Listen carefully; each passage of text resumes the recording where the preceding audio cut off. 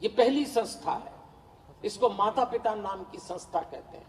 आज पढ़े लिखे बच्चे माता पिता को माता पिता मानने को तैयार नहीं है, उनके आदेश की धज्जियां उड़ा दी जाती, बात बात पे बहस होती। मैं फिर कहता हूं, आपके शिक्षित होने को नमन, खूब पढ़ो, लेकिन शिक्षा अहंकार का कारण बन जाए, शिक्षा अपने ही वरिष्ठ और पूजनीय लोगों के अपमान करने का कारण बन जाए, तो फिर ऐसी शिक्षा पे सवाल है। ऐसे तो निरक्षरी अच्छे। इसलिए सोचने वाली बात है, आप जितने शिक्षित होते जाएं उतने हृदय प्रदान होते जाएं। पढ़े लिखे लोगों ने घरों का नुकसान तो पहुंचाया है, लेकिन इसके लिए पढ़ाई लिखाई छोड़ना नहीं, इसके लिए हृदय प्रदान जीवन को प्रधानता देना है।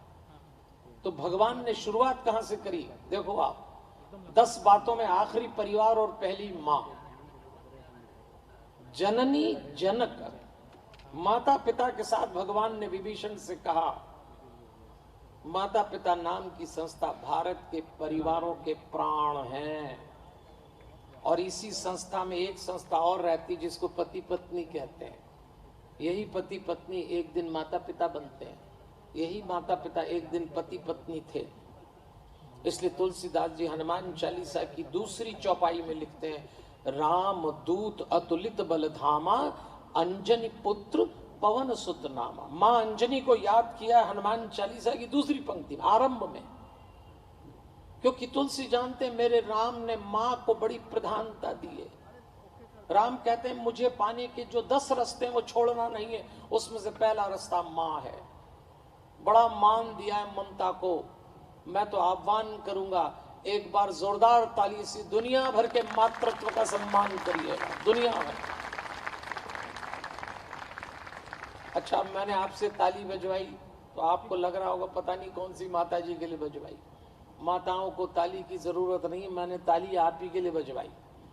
क्योंकि क्या होता है, कथा प्रवचन में बैठने के बाद थोड़ी देर भूल ही जाते हैं काहे के लिए बैठे, क्यों बैठे। बैठे हैं, विजय जी बहुत दिनों से पीछे पड़े थे, उनकी टीम के आना आना तो आ गए। अरे आप लेके क्या जाएंगे यहां से? इस महापाठ का प्रसाद क्या होगा? इस महापाठ का प्रसाद वो विचार होना चाहिए कि हम अपने घर को हृदय प्रधान व्यवस्था से चलाएंगे, मस्तिष्क प्रधान व्यवस्था से नहीं चलाएंगे। इसलिए भगवान ने मां को याद किया और तुलसीदास जी ने अंजनी पुत्र लिखा है। अब जरा 2 शब्द पे ध्यान देना हनुमान चालीसा के, एक रामदूत, एक अंजनी पुत्र। रामदूत हनुमान जी का उद्बोधन है, संबोधन है, पहचान है, पद है। फिर लिखा शंकर सुवन केसरी नंदन तेज प्रताप महाजगबंदन। अब जरा देखिए आप, रामदूत बनाया किसने था? हनुमान जी को रामदूत बनने के लिए प्रेरित किसने किया था? मां अंजनी ने। हनुमान जी तो बचपन में इतने उपद्रवी, इतने उत्तेजित स्वभाव के थे कि सूरज को खा लिया, ब्रह्मांड हिल गया। माता को बड़ी चिंता हुई कि ये बचपन में इतना उपद्रवी, बड़ा होके पता नहीं क्या करेगा। और जो चिंता अंजनी माता को, वो ही आजकल हमें अपने बच्चों को देख के होती है। सब आंख के गोले हो रहे हैं, सब। आपको मालूम है 1985 के बाद जो बच्चे पैदा हुए, 1985 की घटना मालूम है आपको? 1985 में भगवान बच्चे बना रहा था बैकुंठ में, और भगवान को कुछ काम याद आ गया, तो जिसमें बच्चे बन रहे थे वो फरमा वहीं छोड़ा और भगवान काम से चले गए, तो उस फरमे में खुद ही बन गए और 85 से बाद तक खुद ही बन के आ रहे हैं। अब तो भगवान का कोई कंट्रोल ही नहीं है। इस समय 85 की बात की जो संतानें आंख का गोला हो रही है, तब क्या करेंगे? वो करिए जो मां अंजनी ने किया, अपने बच्चे की हाइपर एनर्जेटिक पोजीशन को, अतिरिक्त ऊर्जा को मोड़ दिया। जो बच्चा जिस ऊर्जा से सूरज खा रहा, जो बच्चा जिस ऊर्जा से साधु संतों के यज्ञ ध्वंस कर रहा, वो छोटा सा बच्चा बजरंगी जितना उत्पात मचाता, तो मां को लगा कि ऊर्जा दबाना ठीक नहीं है, ट्रांसफॉर्मेशन ऑफ एनर्जी। मां ने कहा, देख तुझे एक दिन बड़े होकर बहुत बड़ा काम करना। क्या करना है मां? मैं क्या बनूंगा? तू रामदूत बनेगा। बस बैठा दिया। मां ने ऐसा बैठाया, तुझे रामदूत बनना है, तो बस फिर तैयारी हो गई और हनुमान जी रामदूत बन गए। और हम सबकी ये जिम्मेदारी है कि हम अपने बच्चों को खूब पढ़ाएं, पर एक बात उनके दिल में बैठाएं, उनके दिमाग में बैठाएं, तुम रामदूत हो। अब रामदूत का क्या मतलब है? क्यों रामदूत बने हनुमान जी? विचार करिए। हनुमान जी की जो खूबियां थी रामदूत के रूप में, स्टार लीडरशिप, अगर मैनेजमेंट की भाषा में बात करें, स्टार लीडरशिप थी हनुमान जी की। ऐसा नेतृत्व करते हनुमान जी बिना शोर मचाए, हल्ला गुल्ला करके कूद फांद करके तो कोई भी नेतागिरी कर लेगा, हनुमान जी बिना उसके ही करते हैं। आपको याद होगा जब सीता जी की खोज में बंदर चले, सारे बंदर उछल कर रहे, हम ढूंढेंगे हम ढूंढेंगे। नेतृत्व किसके पास था? अंगद के पास। अंगद लीडर थे, जामवन सबसे बूढ़ा आदमी, सब कूद रहे और राम जी देख रहे ये लोग इतना उपद्रव कर रहे हैं, हनुमान हम ढूंढ के लाएंगे, हम ढूंढ के लाएंगे। राम जी ने कभी इतना शोर कर रहे हैं, समझ तो रही नहीं है। तब राम जी को लगा कि जो ढूंढ सकता है वो दिख ही नहीं रहा, तो देखा तो पीछे खड़े थे पाछे पवन तनय सिरुनावा। हनुमान जी को कूद फांद करने की बिल्कुल आदत नहीं है, ओवर प्रोजेक्शन नहीं करते, पाखंड प्रदर्शन है ही नहीं, मैं प्रकट करने का काम ही नहीं है। कुछ लोगों केवल हल्ला करने का काम है, काम नहीं करते। देखो, मैं एक अखबार में संपादक था 20 साल, तो एक संस्था का समाचार आया करता था हमारे पास, तो मैं उस समाचार को देखता कि एक व्यक्ति हर समाचार में रहता, उनके जितने आयोजन होते उसमें अतिथि लोग आते तो दीप प्रज्वलन होता, तो हम सोचते अतिथि तो बदलते रहते, पर ये व्यक्ति जरूर दिखता है। तो एक दिन हमने उस संस्था के पदाधिकारी से पूछा कि आपके यहाँ जितने कार्यक्रम होते हैं अतिथि बदलते हैं, दीप प्रज्वलन में ये भैया जरूर दिखता है। तब उनने बताया क्या करें साहब, ये बड़ा कलाकार है। क्या हुआ? बोले जैसे ही दीप प्रज्वलन की बारी आती माचिस जेब में रख लेता है। अब माचिस कहाँ है, तो माचिस सही थी आ जाता है, तो लो फोटो खिंच जाता है। अब ताली बजाओ ना भैया, अब बजाओ, आपको समझ में आ रही नहीं आ रही है? प्रदर्शन परमात्मा के सामने नहीं चलता, भगवान जानता है। अब आप ध्यान देना, जब पीछे से हनुमान जी ने आके प्रणाम किया, पाछे पवन तनय सिरुनावा, तो अंगूठी हनुमान जी को ही दी राम जी ने। कायदे की बात तो ये थी कि नेतृत्व अंगद के पास था, तो अंगूठी अंगद को दी जाना चाहिए, पर भगवान जानते थे शोर कोई भी करे, मेरा काम तो यही करेगा, इसका नाम हनुमान है। भगवान जानता है कि कौन काम करेगा, भगवान उसका चयन करता है। आपके राज्य की अगर कमान इनके पास है तो इनका चयन हुआ है, इनने अपने पुरुषार्थ से पद प्राप्त किया दिख रहा है, लेकिन कहीं न कहीं कृपा हुई है। भगवान अगर ब्रजमोहन जी को, विजय अग्रवाल जी को, हमारे सुरेश गोयल जी को इस आयोजन के लिए इतने समय से अगर चुन रहा है, तो इनके का ना इन पे कृपा हुई है। वो जानता है किससे काम कराना। अगर आप यहाँ आके कथा सुन पा रहे हैं तो ये भी आपका चयन किया गया है, तब आके दो बोल सुन पा रहे हैं। इसलिए भगवान के चयन का मान करिए, और भगवान ने अंगूठी दी, और यहीं से साबित हो गया कि आप रामदूत हैं। हम सब भगवान के रामदूत हैं, हम सब इस धरती पर भगवान का काम करने आए हैं। और राम जी को एक काम बहुत प्रिय है। देखो, रावण वावण तो वही मार लेंगे, उसमें तुम्हारी जरूरत नहीं है। आपको लगता है कि हम कोई, वो आपको सेना में भी नहीं ले जाएंगे, वो एक ही काम करते हैं। मेरा प्रिय विषय है, राम जी कहते हैं परिवार बचना चाहिए। अगर आप सच्चे रूप से परिवार बचाएं तो आप रामदूत हैं, और नहीं तो सब पाखंड है। राम हर हालत में परिवार बचाना जानते हैं, इसलिए हम राम भक्त हैं। तो हमको रामदूत का मतलब, बाकी तो हनुमान जी में सारी क्वालिटी थी, स्टार लीडरशिप थी। अभी आप देखो, जैसे ही बंदर चले तो बंदरों को प्यास लगी तो कहीं पानी नहीं था, ऐसा लगा मर जाएंगे। उसी समय गुफा दिखी तो हनुमान जी ने कहा इस गुफा में पानी होगा, जब तो पक्षी जा रहे हैं। तो हनुमान जी ने सबसे कहा अंदर चलो पानी पी लेना। जितने बंदर उछल कूद करके भगवान के सामने से निकले, सबने कह दिया गुफा में नहीं जाते, पता नहीं कोई राक्षस होगा। सबने अंगद को देखा, अंगद लीडर थे, कि आप चलो सबसे आगे। अंगद ने कहा मैं तो गुफा की तरफ मुंह करके भी नहीं सोता हूं, क्योंकि मेरे काका और मेरे पिता में गुफा के चक्कर में लड़ाई हुई। अब बताओ, नेताजी भी पीछे हट गए। अब क्या करें? तब सबने हनुमान जी को देखा और तुलसीदास जी ने लिखा, आगे कै हनुमंत ही लीना। हनुमान जी आगे और सब पीछे, और चलो मैं जाता हूं। मैं जो बात आपसे कहना चाहता हूं, रामदूत होने का मतलब क्या है?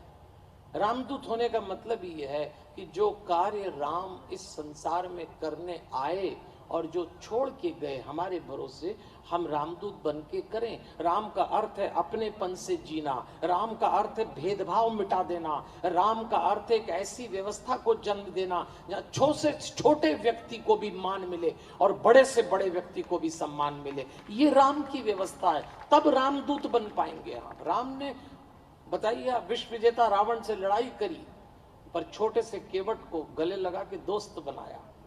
राम भेदभाव नहीं करते थे, न जाति के स्तर पे न पद के स्तर पे। वो काम हमें करना, इसलिए राम ने हनुमान जी का चयन किया।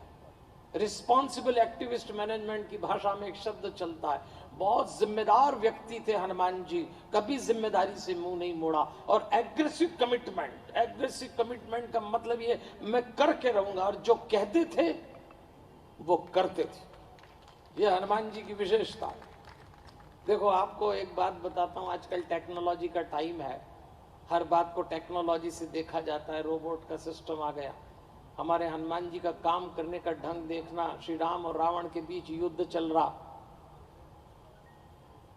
लगातार रावण के लोग मारे जा रहे, तो रावण ने विचार किया कि ऐसे तो सब खत्म हो जाएगा। तो रावण के पास एक रिजर्व फोर्स थी, उसका नाम था अमर सेना। तो रावण ने अमर सेना रिलीज कर दी कि अब मेरी अमर सेना, मतलब वो सेना, वो जो कमांडो थे वो मरते नहीं थे। विभीषण ने आके राम जी से कहा, महाराज मुसीबत हो जाएगी, अमर सेना छोड़ दी उसने, हमारे लोग इनसे लड़ लड़ के थक जाएंगे, थक के मरेंगे, वो तो मरेंगे नहीं, और हम कब तक युद्ध करेंगे? तो राम जी सोचने लगे। तो राम जी ने हनुमान जी को देखा, राम जी तो तुरंत हनुमान जी को देखते थे। विभीषण ने कहा, इनको क्या देख रहे हैं महाराज, आप ही कुछ करो। तो राम जी ने कहा, यही करेगा। सबने कहा, ये क्या करेंगे, अमर सेना से कब तक लड़ेंगे, पूरी उम्र हो जाएगी हनुमान जी की, अमर सेना मरेगी नहीं। तो राम जी ने कहा, ये सब मुझे नहीं मालूम, पर करेगा ये। तो राम जी ने कहा, हनुमान, अमर सेना आई है, बहुत परेशान हो रहे हैं। विभीषण बोले, महाराज आप आज्ञा दो। देखो आप, एग्रेसिव कमिटमेंट, कोई सोच भी नहीं सकता था हनुमान जी अमर सेना के साथ क्या करेंगे। और हनुमान जी अमर सेना से भिड़ गए, थोड़ी देर तो लड़ाई करी, मरना तो था नहीं उनको। तो हनुमान जी ने पूरी अमर सेना को अपनी पूंछ में लपेटा और उड़ के ऊपर ले गए, और ऊपर ले गए और पृथ्वी के गुरुत्वाकर्षण के क्षेत्र से बाहर ले गए। पृथ्वी के ग्रेविटेशनल फोर्स से कोई बाहर चला जाए तो फिर नीचे नहीं आ सकता, वहीं लटका रह जाता है। ऊपर ले जाके सबको छोड़ दिया, बोले बेटा तुम अमर रहो और नीचे के सीन देखो, बस अब दर्शक बने रहो, पूरे टाइम ही लटके रहे। तब राम जी ने कहा, ये है, ये एग्रेसिव कमिटमेंट, ये रामदूत का काम है। कोई काम अधूरा नहीं छोड़ना, जो करना पूरा करना है। इसलिए याद रखिए, हम सब रामदूत हैं। मां अंजनी ने अपने बेटे को रामदूत बनाया सिर्फ इसीलिए। और आज हमारी भी सबसे, मैं तो इस विषय पे केंद्रित हूं कि हम रामदूत बन के अपने परिवार बचाए। अभी ब्रिजमोहन जी ने कहा, बच्चे पढ़ लिख के, सच बात है। मनोवैज्ञानिक तो कहते हैं भारत का हर चौथा घर एक बूढ़ा और एक बूढ़ी से भरा हुआ है। ऐसी बात भी नहीं कि बच्चे आना नहीं चाहते, लेकिन क्या करें, अब उनके पास भी समय नहीं है। पूरी जीवन शैली ऐसी बन गई है, आप चाह के भी अपनों के साथ नहीं रह सकते। इसलिए जब आप हृदय से जीते हैं तो आपके शरीर से निकलने वाली तरंगें अपने आप पॉजिटिव हो जाती हैं। तो कम से कम, मैं तो हमेशा कहता हूं, माँ बाप को इस बात का दुख नहीं कि बच्चे दूर चले गए, उन्होंने ही भेजा।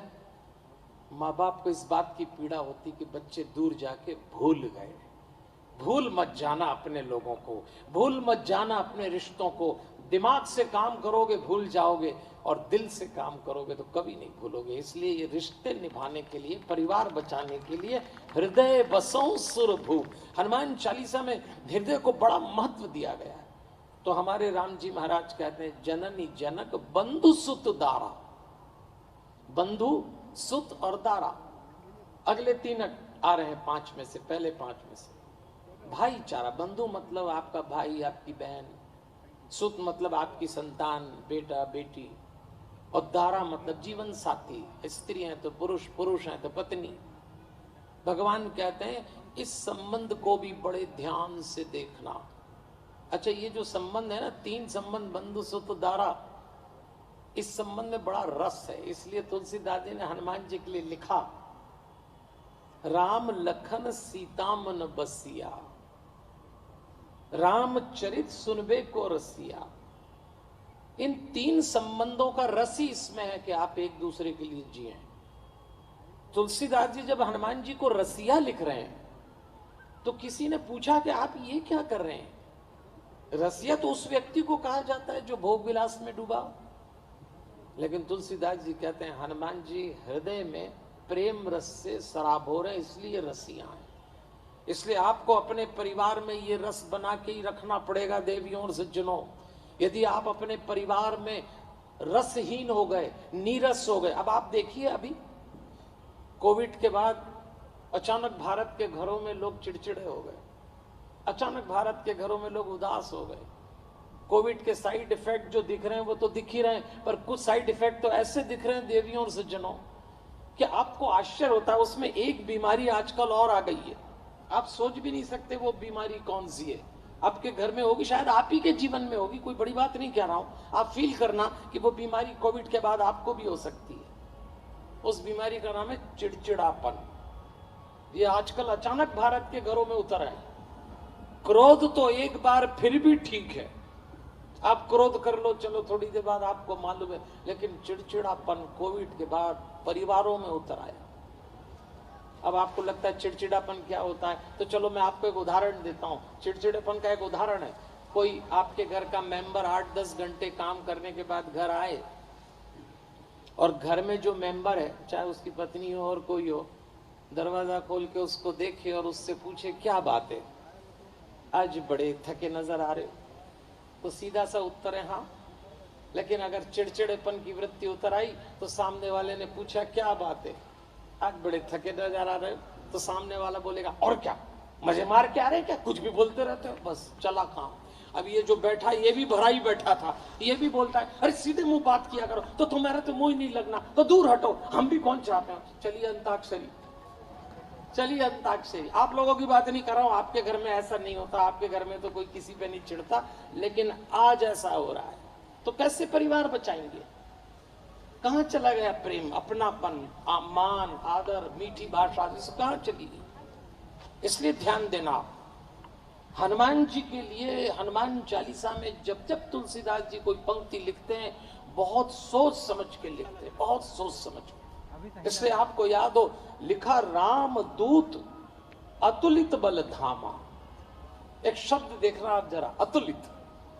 अतुलित शब्द का अर्थ होता है अतुलित, जिसको तोला ना जा सके, वो अतुलित है। दुनिया में हनुमान जी के बल को तोला नहीं गया, सबका बल तोला गया। हनुमान जी के बराबर बलशालियों में रावण की गिनती होती थी, भीम की गिनती होती थी, लेकिन भीम के बल को लोग कहते थे 10,000 हाथी बराबर, बस लिमिट है। रावण तो इतना बलशाली था, पर उसकी भी एक लिमिट थी। उसने कैलाश उठाया, उस कैलाश को उठा लिया था जिसमें शंकर पार्वती बैठे थे। ये अलग बात है कि शिव जी ने अपना अंगूठा दबाया तो कैलाश के नीचे उसके हाथ दब गए थे, और जब हाथ दबे तो बहुत जोर से रोया, और रोने को संस्कृत में राव कहते हैं। इतनी जोर से राव किया कि भगवान शंकर ने मुस्कुरा के कहा कि तू रोया तो सारा ब्रह्मांड रो दिया, तो दशानन तेरा आज से नाम रावण पड़ेगा। तो रावण नाम शिव जी का दिया हुआ है, लेकिन उसकी भी एक सीमा थी। जिसने कैलाश उठाया वो सीता जी के स्वयंवर में धनुष नहीं उठा सका, लेकिन हमारे हनुमान जी की सीमा नहीं है बल की, अतुलित बल धामा। और उनके भगवान भी ऐसे ही हैं, भगवान भी। इसीलिए जब हनुमान जी की हम लोग स्तुति करते हैं तो बोलते हैं, नहीं बोलते हैं, अतुलित बल धामम हैम शैलाभ देहम। ऐसे हैं हमारे हनुमान जी। हम उनके भक्त हैं तो हम निर्बल कैसे हो सकते हैं, हम उदास कैसे हो सकते हैं? जरा सी बात होती है, डिप्रेशन घेर लेता है घरों में। मुझे भारत के घरों में जिन जिन बातों की चिंता, उसमें एक बात की फिक्र ये भी है, देखते ही देखते पढ़े लिखे बच्चे डिप्रेशन में आ गए। ये नई बीमारी आई, जिसको देखो वो डिप्रेशन में आ जाता है, उदासी में आ जाता है, एंजाइटी में आ जाता है, सुसाइडल टेंडेंसी बढ़ गई, आत्महत्या करने का विचार करता है। लेकिन अगर आप हनुमान भक्त हैं तो आप किसके भक्त हैं? अतुलित बलधामम। हनुमान जी के बल की कोई काउंटिंग नहीं हो सकती। हनुमान जी पहाड़ भी उठा सकते हैं, द्रोणागिरी पर्वत उठा के लाए, और हनुमान जी पहाड़ को गाड़ भी सकते हैं। जब लंका जाना था तो जय गिरी चरण दे हनुमंता, चले सुगापा ताल तुरंता। जो पहाड़ उठा भी दे और पहाड़ गाड़ भी दे, उनका नाम हनुमान है, इसीलिए वो अतुलित बलधामा है। आज ऐसे देवता को याद कर रहे हैं हनुमान चालीसा के माध्यम से, तो उनके भक्तों को तो कम से कम अपने घर में उदासी नहीं आने देना चाहिए। आइए, हनुमान चालीसा की छठी चौपाई हम धीरे धीरे अपने समय की सीमा में पहुंच रहे हैं। हनुमान चालीसा की छठवीं चौपाई में तुलसीदास जी ने लिखा, शंकर सुवन केसरी नंदन। माता पिता दोनों को याद किया। इसीलिए मैं बार बार कहता हूं, जिन परिवारों में माता पिता नाम की संस्था बचेगी वो परिवार बच जाएंगे। देखो, आज इस एक संस्था के डगमगाने से बात की सारी संस्थाएं डगमगा गई। माता पिता नाम की संस्था डगमगाई तो पति पत्नी नाम की संस्था में भी कलह आ गया। अंडर करंट बड़ा टेंस चल रहा है इस रिश्ते में, और इस कारण संतानें भी गड़बड़ हो गई। आज लोग माता पिता बनना नहीं चाहते। ये एक नया कार्यक्रम चालू हुआ है आजकल, delay the marriage, delay the child. शादी की उम्र एक होती थी, पहले के लोग कोई कम अकल थे क्या, सोच समझ के शादी करते भी इस उम्र में हो जाना चाहिए। लेकिन आज बच्चे कहते हैं थोड़ा और, अभी करियर बना लें, अभी करियर बना लें। अच्छा ठीक है भाई, एक लिमिट थे। और शादी होने के बाद बच्चे तो प्लानिंग का विषय हो गए। पहले तो आनंद का विषय थे, कब हो जाते थे पता ही नहीं लगता था। 5-7 गिनते तो 100 में आ गए, अब रोको भैया 5 हो गए। अब एक पैदा करना, उसमें भी इतनी प्लानिंग चल रही है। अभी बेबी प्लानिंग चल रही है। हमको अभी पिछले दिन एक नए बच्चे मिले, नई शादी हुई थी, उन्होंने हमको प्रणाम किया। ये बात तो मैं आपको कितनी बार सुनाता हूँ। अभी ब्रजमोहन जी जो चिंता कर रहे थे वो मेरी भी चिंता है। दोनों ने आके प्रणाम किया हमको, नया जोड़ा बिल्कुल। हमने भी दिया आशीर्वाद, पूछा भाई तुम्हारा क्या चलता है? बोले अपनी ज्वाइंट फैमिली है। मैं कहा बहुत अच्छी बात है, आजकल कहाँ ज्वाइंट फैमिली वाले मिलते हैं। तो मैंने पूछा तुम्हारी फैमिली में, तुम्हारी ज्वाइंट फैमिली में कितने मेंबर है? बोले हम दोनों। अब तो सही है, तुम दोनों ही ज्वाइंट रहो, आजकल यही सबसे बड़ी ज्वाइंट फैमिली है। तो मैंने उनसे पूछा शादी को कितने टाइम हुआ? बोले 1-2 साल, 1.5 साल हुआ होगा। एनिवर्सरी मना रहे थे। तो मैंने कहा बाल बच्चे नहीं, अभी तो बेबी प्लानिंग चल रही। बेबी प्लानिंग चल रही, बताओ, बेबी प्लानिंग का विषय हो गया भैया, करो प्लानिंग, उसमें कोई दिक्कत नहीं है। मैं इसकी आलोचना नहीं करता, आप पढ़े लिखे लोग हैं, आपको करियर बनाना है। लेकिन फिर वही बात कहूंगा, विकास की दौड़ परिवार मत तोड़। ऐसा कोई करियर मत बनाना जिसकी नींव परिवार न हो। परिवार नहीं टूटना चाहिए। इसलिए खास तौर पे मैं पढ़े लिखे बच्चों से कहता हूं, माता पिता नाम की संस्था का मान करिएगा। आइए, मैं आपको एक ऐसे बेटे की बात सुना के अपनी बात पूरी करूंगा। बेटा तो था अंगद बाली का। मुझे ये प्रसंग बहुत अच्छा लगता है। अंगद हनुमान जी का शिष्य भी था। देवियों और सज्जनों, जब राम जी ने बाली को मारा और बाली मरते मरते राम जी को कटघरे में खड़ा कर गया, राम जी ने उत्तर भी दे दिया। लेकिन जो काम बाली ने किया है, आज रामनवमी के दिन इस पावन अनुष्ठान में जो इतने अच्छे ढंग से किया, जो काम बाली कर गया वो हम अपने जीवन में जरूर करें। आज संकल्प लेके उठे यहां से। बाली को भगवान ने कहा कि तू चाहे तो मैं तुझे प्राण लौटाऊं। बाली ने कहा महाराज, ऋषि मुनियों को जीवन भर तपस्या करने के बाद मुंह से नाम नहीं निकलता आपका। आप तो मेरे सामने खड़े हो, क्या करूंगा शरीर लेके? मैं जा रहा हूं आपके धाम पर, एक निवेदन है। भगवान ने कहा बोलो बाली। आप ना करना, भगवान ने कहा बोल। तब बाली ने अपने बेटे अंगद को बुलाया और भगवान से कहा, ये तनय मम सम विनय बल कल्याण प्रद प्रभु लीजिए। ये मेरा बेटा अंगद है महाराज, मैं इसको आपको दे रहा हूं। गही बासुर नर ना आपन दास अंगद कीजिए, आप इसको अपना दास बना लीजिए। और राम जी ने बना लिया। अब जरा सोचिए, यही बात हमको सीखना है जो बाली ने किया, कि बाली ने समय रहते अपने बच्चे को भगवान से जोड़ दिया। हम सब भी वक्त है अभी भी, अपने बच्चों को भगवान से जोड़िए। अगर देर हो गई तो आप बहुत पछताएंगे, बहुत पछताएंगे। ये एआई और रोबोट का युग आ रहा है, संवेदनाएं ढूंढने नहीं मिलेंगी आपको। 50-60 साल बाद एक औरत एक आदमी रोबोट से शादी कर लेगा, क्या करेंगे आप? वो ये कहेगा कि जो सुख मुझे जीवित स्त्री जीवित पुरुष से नहीं मिलता वो रोबोट से मिल रहा है, क्योंकि रोबोट में वो सारे प्रोग्राम डाल दिए जाएंगे। कुदरत ने आपके भीतर एक दूसरे को प्रेम, मान, सम्मान और तृप्ति देने का ऑलरेडी सॉफ्टवेयर डाला है। इसका इस्तेमाल नहीं करोगे तो फिर रोबोट अपने सॉफ्टवेयर से आपको चलाएगा। ये कार्यक्रम इसीलिए